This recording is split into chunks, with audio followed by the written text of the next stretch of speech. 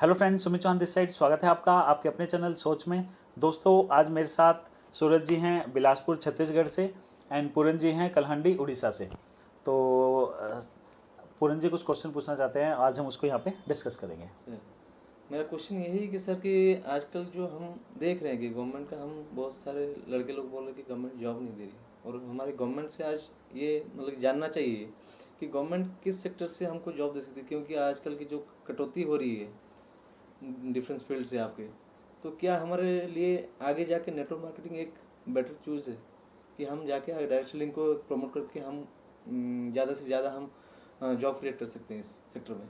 समझ गया सर। मतलब सर का जो क्वेश्चन है पूरन जी का वो ये है कि लोग गवर्नमेंट जॉब की भी काफ़ी लोग तैयारी करते हैं, तो क्या गवर्नमेंट इतनी जॉब क्रिएट कर सकती है जितनी लोगों की रिक्वायरमेंट है? और दूसरा ये कि क्या आने वाले टाइम में डायरेक्ट सेलिंग ही है जो ज़्यादा से ज़्यादा लोगों को एम्प्लॉयमेंट देगी? तो ये बहुत अच्छा क्वेश्चन है और इसके ऊपर आज हम यहाँ पे डिस्कस करेंगे। दोस्तों, एक चीज़ समझनी होगी कि गवर्नमेंट जॉब क्रिएट करेगी। देखो, गवर्नमेंट हो या प्राइवेट सेक्टर हो, जॉब तभी क्रिएट होती है जब लोगों की रिक्वायरमेंट हो। अगर लोगों की रिक्वायरमेंट ही नहीं है किसी काम को करने में, तो आज जॉब क्रिएट नहीं हो सकती। जॉब क्रिएट वहीं हो सकती है जहाँ ऐसा काम हो जहाँ आज भी इंसानों की ज़रूरत है, वहीं आप जॉब क्रिएट कर सकते हो। तो अगर हम आज की बात करें, 2017 का मेरे को आज भी याद है, जो सुषमा स्वराज जी का एक भाषण था जिसमें उन्होंने बताया था कि हमारे देश के लिए बड़ी प्राउड की बात है कि हमारे यहाँ पे 50% से जो ज़्यादा पॉपुलेशन है वो 27 साल से कम उम्र की है। लेकिन अगर आप ध्यान से देखो तो ये हमारे लिए बहुत स्केरी कंडीशन है, क्योंकि 50% से ज़्यादा लोग जो 27 साल से कम है, मतलब 65 करोड़ से ज़्यादा बच्चे ऐसे हैं हमारे यहाँ जिनकी उम्र 27 साल से कम है। 65 करोड़। और क्या बोलते हैं, उसमें से 2021 तक 22 करोड़ यूथ को जॉब चाहिए। आज के टाइम पे 2021 तक 22 करोड़ यूथ को जॉब चाहिए जिनकी उम्र 27 साल से कम है, या उनको कोई भी काम चाहिए अपनी अपनी क्वालिफिकेशन के हिसाब से।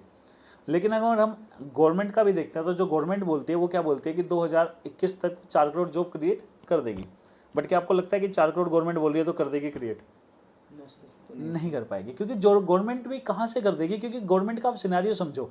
मैं किसी गवर्नमेंट की बात नहीं कर रहा, मैं ऐसे नहीं बोल रहा कि बीजेपी हो, कांग्रेस हो, आम आदमी पार्टी हो, कोई भी गवर्नमेंट हो, नहीं कर सकती लोगों के लिए जॉब क्रिएट, नहीं कर पाएगी। बट क्योंकि इसलिए नहीं कर पाएगी जॉब क्रिएट लोगों के लिए क्योंकि लोगों की रिक्वायरमेंट ही नहीं है और पॉपुलेशन इतनी ज़्यादा है।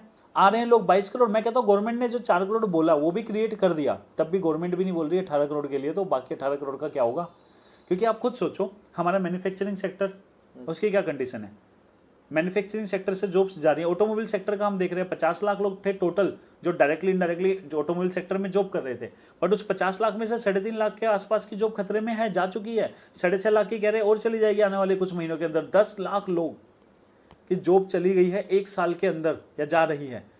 और ये 50 लाख में से 10 लाख मतलब 20%। हम खुद देख रहे हैं 2019 के अंदर 20% लोगों का एक पर्टिकुलर सेक्टर में से जॉब से निकाला जा रहा है। क्योंकि क्या हो रहा है, इंसानों से ज़्यादा बेटर काम कर पा रही हैं मशीनें। तो हर इंडस्ट्री क्या कर रही है, अपने आप को ऑटोमेटिक कर रही है, ऑटोमेशन के ऊपर इन्वेस्ट कर रही है। बिकॉज एक बार वो ऑटोमेशन पे इन्वेस्ट करती है तो उसके बाद उसका क्या होता है कि वहाँ से लोगों की रिक्वायरमेंट खत्म हो जाती है। और आप ध्यान से देखो, रोबोट जो हैं वो सैलरी लेंगे? नहीं लेंगे। रोबोट सैलरी लेंगे? नहीं लेंगे। इंसान लेंगे? इंसान लेंगे सर। रोबोट सैलरी नहीं लेंगे तब भी 24 घंटे काम करेंगे। इंसान क्या सैलरी लेके 24 घंटे काम करेगा? बिल्कुल नहीं। इंसान बीमार पड़ेगा? इंसान बीमार पड़ेगा? रोबोट बीमार पड़ेगा? नहीं पड़ेगा। इंसान छुट्टी लेगा? इंसान छुट्टी बिल्कुल लेगा। रोबोट छुट्टी लेगा? इंसान त्योहार भी बनाएगा, हाँ। रोबोट कभी भी त्योहार नहीं बनाएगा। मतलब रोबोट देखो ना, सैलरी ले रहा है फिर भी 24 घंटे काम कर रहा है, बीमार भी नहीं पड़ेगा, छुट्टी भी नहीं लेगा, त्योहार भी नहीं बनाएगा, एक्स्ट्रा सैलरी भी नहीं लेगा, इंसेंटिव भी नहीं लेगा, 24 घंटे काम करेगा। इंसान से ज़्यादा हैवी वर्क कर सकता है। एक इंसान 500 kg की स्पिन या 500 या 5000 kg का सामान नहीं उठा सकता, एक क्रेन उठा सकती है। उठा सकती है। इंसान बिल्कुल, मैं बोलूँ कि लेजर से जो कटिंग हो सकती है वो इंसान के हाथ से पॉसिबल नहीं है, उतनी बारीक कटिंग। तो हर तरीके से इंसानों से लाख गुना ज़्यादा बेटर है मशीनें। तो हर सेक्टर में, चाहे मैन्युफैक्चरिंग सेक्टर हो, वहाँ पे लोगों की रिक्वायरमेंट ड्रास्टिकली कम हो रही है। मैं आपको एक एग्जांपल देता हूँ, गोवा के अंदर मेरे एक फ्रेंड के फ्रेंड है, उनकी फैक्ट्री है कैनिंग फैक्ट्री, सी फूड जो होता है ना, टिन फूड जो होता है, ऐसे कैन में आता है, उसको आप ओपन करो और उसमें से आप फिश रेडी टू ईट होती है, आप खा सकते हो। जैसे मैं तो वेजिटेरियन हूँ, बट जो लोग खाते हैं फिश, वो उसको डायरेक्टली ओपन करके फिश को खा सकते हैं। उनकी उस चीज़ की फैक्ट्री थी। उस फैक्ट्री के अंदर 2-2.5 साल पहले 900 लोग काम करते थे। उन्होंने क्या किया, 11.5-12 करोड़ रुपए कुछ इन्वेस्ट किया और उस पूरी की पूरी फैक्ट्री को ऑटोमेशन ऐसे किया कि आज उस फैक्ट्री में सिर्फ 32 लोगों की ज़रूरत है। अब जब उनसे बात हुआ, मैंने कहा भैया यार ये तो आपने मतलब ये 12 करोड़ रुपए मतलब क्या मतलब कैसा इन्वेस्टमेंट है, कब तक रिकवर हो जाए? कह रहे भाई मेरा तो पहले दिन से रिकवर है, क्योंकि अगर मैं ऑन एन एवरेज 800 लोगों को भी मैंने हटाया, उनकी सैलरी मैं 10,000 भी लेता हूँ, तो भी मेरा 1 महीने का कितना बच रहा है, 80 लाख रुपए सेव हो गया। मतलब 14 महीने के अंदर उनको उनकी इन्वेस्टमेंट फ्री की होगी, मतलब जो उन्होंने पैसा लगाया वो उनको रिकवर हो गया। ऊपर से फिर उसके बाद उनकी जिंदगी भर 80 लाख रुपए की कमाई शुरू एक्स्ट्रा। अब उसकी वजह से क्या हुआ कि अब उनको सैलरी नहीं देनी, ऑटोमेशन है, 24 घंटे काम चल सकता है। तो क्या हुआ, वो जो 135 का कैन बिकता था एमआरपी, उन्होंने 115 में बेचना शुरू कर दिया, क्योंकि अब उनको 80 लाख रुपए की बचत हो गई है। तो 80 लाख रुपए की बचत कहाँ पे निकालेंगे? वो जो 50,000 कैन बिकती थी उनमें 15-16 रुपए कम कर दिया। अब एक ने अपने आप को ऑटोमेशन पे इन्वेस्ट किया, उसकी वजह से बाकी जो 4 फैक्ट्री थी अलग से गोवा के अंदर, उनकी मजबूरी बन गई, क्योंकि उन्होंने जब 115 में बेचा तो जो दूसरी कंपनी है जो लोगों से काम करवा रही है उसको वो 115 में तो बेच नहीं सकती, वो 135 में बेचेगी। अब वो कह रही है अगर मेरे को भी 135 से 115 में बेचना है तो मेरे को भी अपनी कॉस्ट कटिंग करनी पड़ेगी। तो हुआ क्या, गोवा की जो दूसरी कंपनी थी कैनिंग कंपनी, उसने भी 600 लोगों को निकाल दिया। अब एक कंपनी ने निकाला तो दूसरी की मजबूरी बन गई। अब देखो, अगर दूसरी कंपनी नहीं निकालती तो वो बिजनेस बाहर हो जाती। अब कंपनी अगर नहीं निकालेगी तो उसका मार्केट जो शेयर था वो ये वाले लोग ले जाएंगे और ये वाले लोग उसका मार्केट शेयर ले जाएंगे। ऐसा वो अगर ऐसा हो गया तो वो कंपनी बंद हो जाएगी तो सबको ही निकालना पड़ेगा। तो क्यों ना उसने भी 600 को निकाल के अपने आप को ऑटोमेशन पे इन्वेस्ट कर दिया, जिसकी वजह से अब कुछ लोगों की जॉब बच गई और वो भी मार्केट में कंपटीशन में आ गए। और आने वाले टाइम में देखना बाकी की 3 भी यही करेंगी। तो होता क्या है, ऑटोमेशन एक कंपनी करेगी, उससे कॉस्टिंग इतनी ड्रास्टिकली कम आ जाती है कि बाकी सारी कंपनीज की वो मजबूरी बन जाती है।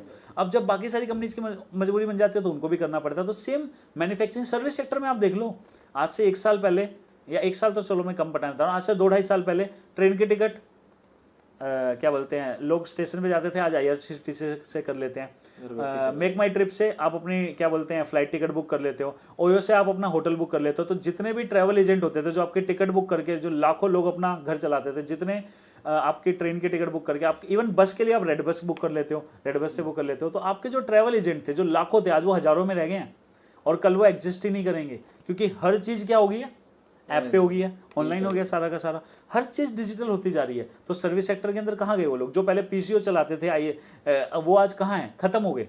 तो लाखों लोगों का बिजनेस खत्म हुआ। PCO एक टाइम पे बहुत बड़ा बिजनेस होता था, वो खत्म हुए। फिर मोबाइल रिचार्ज का बिजनेस आया, आज वो खत्म है, हर कोई आज खुद करता है, कोई नहीं चाहता दुकान के पास रिचार्ज कराना। उसके बाद दूसरी चीज़ें क्या आई, आपका ये ट्रैवल का टिकटिंग का, एयर टिकटिंग हो, ट्रेन टिकटिंग हो, बस हो, वो सारी की सारी चीज़ें, होटल बुकिंग हो, सब कुछ अब ऑनलाइन हो गया। तो सर्विस सेक्टर से भी लाखों लोगों की जॉब खत्म हो चुकी है। अब गवर्नमेंट कोई गोली थोड़ा ना मार देगी किसी को। अभी गवर्नमेंट आके आपको ही बोल दे आपको कोई भी ऐप यूज़ नहीं करनी है क्योंकि इससे लोगों की जॉब जा रही है, आप ट्रेन की टिकट एजेंट से ही करवाओगे, तो क्या आप करवाओगे? बिल्कुल नहीं। आप बोलोगे पागल हो, मेरे को जो चीज़ कंफर्ट है, जो चीज़ मैं घर पे बैठे बैठे बेड के अंदर बैठे बैठे ऑर्डर कर सकता हूँ, अपनी टिकट बुक कर सकता हूँ, मैं इवन खाना घर पे बेड पे बैठे बैठे ऑर्डर कर सकता हूँ, तो मैं क्यों रेस्टोरेंट में जाके खाऊं? तो आप सीधा क्या बोलोगे, नहीं करूँगा। तो जब आप नहीं करोगे अपने कंफर्ट जोन में जाके, तो बड़ी बड़ी कॉर्पोरेट्स को हम क्यों गालियाँ दे रहे हैं कि वो लोगों को निकाल रही हैं? भाई लोगों को कॉर्पोरेट थोड़ा ना निकाल रहा है, लोगों को तो आप लोग निकाल रहे हो। आप लोग मत करो टिकट बुक, मेक माई ट्रिप से फ्लाइट की टिकट बुक मत करो, ओयो से होटल बुक मत करो, क्या बोलते हैं IRCTC से ट्रेन टिकट बुक मत करो, जाओ एजेंट्स के पास, उनके थ्रू बुक करो, लोगों को जॉब मिलेगी। लेकिन वो चीज़ बोलते ही सब लोगों को क्या होता है, आफत आ जाती है, नहीं हम क्यों करें? तो भाई जब तुम नहीं कर रहे तो जॉब तो तुम ही एग्जिस्ट नहीं होने दे रहे। तो गवर्नमेंट, जब बड़े बड़े कॉर्पोरेट्स कैसे करें, जब आप अकेले नहीं कर रहे तो आप कैसे बोल सकते हो कि एक बड़ी कंपनी को कि वो 800 लोगों को जॉब से निकाल रही है, 8,000 को जॉब से निकाल रही है? वो भी तो निकालेगी, वही तो फिर उसको भी तो कंफर्ट है, उसको भी तो फायदा है। सैलरी नहीं देनी, 24 घंटे काम होगा, प्रोडक्शन बढ़ेगी, कंपटीशन वो क्रिएट कर सकते हैं, कंपटीशन को बीट कर सकते हैं। जब उसको लाखों फायदे तो वो भी नहीं करेगी। तो अब गवर्नमेंट उन कंपनीज को भी बोलेगी तो वो कंपनी क्या तो इंडिया को छोड़ के चली जाएंगी, या वो कंपनियां गवर्नमेंट की बात नहीं मानेंगी। तो समझ लो कि गवर्नमेंट नए लोगों के लिए जॉब क्रिएट नहीं कर सकती है, क्योंकि इतनी जॉब क्रिएट हो ही नहीं सकती। गवर्नमेंट जिनकी ऑलरेडी लगी हुई है जॉब, उनकी जॉब बचा ले, यही बहुत बड़ा टास्क है कि जितना लोगों की जॉब लगी है उनकी लोग बच जाए। हो क्या रहा है अभी BSNL MTNL का आप देख रहे हो, 65,000 करोड़ मांग लिए, गवर्नमेंट ने मना कर दिया। अभी BSNL का भी ऐसा ही। क्यों देगी गवर्नमेंट? भाई तुम BSNL MTNL लो, तुम पैसा कैसे कमाओगे? तुम लोगों को अच्छी सर्विस दो, लोग तुम्हारे प्रोडक्ट को, तुम्हारी सर्विस को यूज करेंगे, तुम्हें पैसा पे करेंगे, खरीद लेंगे। तुम्हारी सर्विस को यूज नहीं करना चाहता क्योंकि तुमने थर्ड क्लास कर रखी सारी की सारी सर्विस, उस सर्विस को कोई यूज नहीं कर रहा, तुम्हें पैसा नहीं मिल रहा, तुम अब हमारे आफत में डल रहे हो, हमें 65,000 करोड़ दो। क्या 65,000 करोड़ सोल्यूशन है? नहीं है, क्योंकि तुम अगले साल फिर 65,000 करोड़ मांग लोगे। तो गवर्नमेंट की भी मजबूरी बन रही है, लोगों को गवर्नमेंट जॉब से निकालने की। निकाला जाएगा, वॉलंटरी रिटायरमेंट दिया जाएगा, जल्दी अर्ली रिटायरमेंट लोगों को ऑफर किया जाएगा और उनसे करवाया जाएगा। तो गवर्नमेंट, चाहे प्राइवेट सेक्टर हो चाहे गवर्नमेंट सेक्टर हो, गवर्नमेंट पुराने लोगों की जॉब बचा ले, वही बड़ा टास्क है। नई जॉब क्रिएट करने की तो बात हो ही नहीं रही है, पुरानों की बचा लो, वही बड़ी बात है। तो दोस्तों मैं आपको सर यही चीज़ बोलना चाहूँगा, चाहे मैन्युफैक्चरिंग सेक्टर हो, चाहे सर्विस सेक्टर हो, गवर्नमेंट सेक्टर, कोई भी सेक्टर हो, हर जगह से इंसानों को निकाला जा रहा है। आने वाले टाइम में और ज़्यादा निकाला जाएगा। गवर्नमेंट पुराने जो लोग हैं उनकी जॉब बचा ले, वही बड़ा टास्क है। नई जॉब गवर्नमेंट उतनी क्रिएट कर ही नहीं सकती, क्योंकि क्रिएट हो ही नहीं रही है। अब फैक्ट्रियों में जहाँ 500 लोग काम करते थे ना, वहाँ 50 का व्यवस्था हो रही है कि 500 को 50 कैसे करे। वो 500 को 5,000 नहीं कर रहे। अगर वो बाहर से इन्वेस्टमेंट भी ला रहे हैं, नई कंपनीज भी आ रही हैं, तो वो भी ऑटोमेटेड ही है 90%। पहले एक बड़ी इंडस्ट्री आती थी तो 10,000 लोगों को जॉब मिल जाती थी, आज एक बड़ी इंडस्ट्री आ रही है, 1,000 लोगों को भी जॉब नहीं मिल रही। सब ऑटोमेशन हो रहा है पूरा का पूरा। तो इसलिए बहुत ही ज़्यादा इंपॉर्टेंट है गवर्नमेंट को ब्लेम कर छोड़ना, रियलिटी में आना, पिक्चर समझना कि एक्चुअल में आज का जो टाइम है उसमें पॉसिबल नहीं है गवर्नमेंट के लिए जॉब क्रिएट करना। हाँ, डायरेक्ट सेलिंग क्या सॉल्यूशन है? मैं कहता हूँ डायरेक्ट सेलिंग इकलौता सॉल्यूशन है इस चीज़ का, क्योंकि मैन्युफैक्चरिंग सेक्टर हो, सर्विस सेक्टर हो, हर सेक्टर से लोगों को हटाया जा रहा है। निकलो निकलो निकलो निकलो, रोबोट हर सेक्टर में आ रहा है और हर सेक्टर से लोगों को जॉब से निकाल रहा है। इकलौता ऐसा सेक्टर है जो आर्टिफिशियल इंटेलिजेंस प्रूफ है, जिसमें टेक्नोलॉजी कुछ भी नहीं कर सकती। डायरेक्ट सेलिंग इंसानों का काम है, इंसानों के थ्रू होता आया है, इंसानों के थ्रू हो रहा है, इंसानों के थ्रू होता रहेगा। तो इसलिए ये इकलौता ऐसा सेक्टर है जिसमें पूरा का पूरा जो काम है, जो पूरा का पूरा है, वो इंसानों के थ्रू ही हमेशा होता रहेगा। ये इकलौता ऐसा सेक्टर है जब हर सेक्टर से लोगों को जॉब से निकाला जाएगा, हर सेक्टर से लोगों को बोला जाएगा कि अब आप यहाँ पे वेलकम नहीं हो। ये इकलौता ऐसा सेक्टर है जो हर किसी को बाहें फैला के वेलकम करेगा और बोलेगा आप यहाँ पे आ जाओ। तो इसलिए डायरेक्ट सेलिंग इकलौती ऐसी होप है। हाँ, एक दूसरा सेक्टर और है, अगर आप वहाँ पे जाना चाहो तो वो है बाबा बन जाओ, स्पिरिचुअल गुरु बन जाओ, बट वो भी पॉसिबल नहीं है और वो करना भी नहीं चाहिए। तो इसलिए दोस्तों समझ जाओ, सुधर जाओ, एजुकेट हो जाओ और अपने आप को इतना एजुकेट कर लो और डायरेक्ट सेलिंग के लिए पॉजिटिव हो जाओ। इसके बारे में ज़्यादा से ज़्यादा लर्न करो और लर्न करके एक अच्छी कंपनी सेलेक्ट करो और जल्दी से अपने आप को डायरेक्ट सेलिंग के अंदर इन्वॉल्व करो। बिकॉज ये इकलौता ऐसा सेक्टर है जो आने वाले टाइम में जब इंडिया की पॉपुलेशन 150 करोड़ हो जाएगी कुछ सालों में, तब 100 करोड़ से ज़्यादा लोगों को डायरेक्टली और इनडायरेक्टली इसी प्रोफेशन के थ्रू अर्निंग आ रही होगी। डायरेक्ट सेलिंग की इकलौती ऐसी इंडस्ट्री है जो लोगों को रोजगार देगी। तो आप इस सेक्टर को जल्दी से जल्दी ज्वाइन कीजिए, एजुकेट होकर ज्वाइन कीजिए। जो कंपनी आपको अच्छी लगती है ज्वाइन कीजिए, बट मोटिवेट होकर नहीं, एजुकेट होकर और सोच समझ के डिसीजन लीजिए। तो आशा करता हूँ आपको ये आपका आंसर मिल पाया होगा और आप सभी लोगों को भी आंसर मिल पाया होगा। और ऐसे ही हमारे चैनल को सपोर्ट करते रहिए। अगर आपको पसंद आ रहे हैं हमारे वीडियोस तो ज़्यादा से ज़्यादा इस वीडियोस को शेयर कीजिए, चैनल को सब्सक्राइब कीजिए, बेल बटन को जरूर प्रेस करना, सो दैट जब भी हम कोई नई वीडियो अपलोड करें सबसे पहले उसका नोटिफिकेशन आपको मिल सके। थैंक यू दोस्तों, बाय बाय, टेक केयर।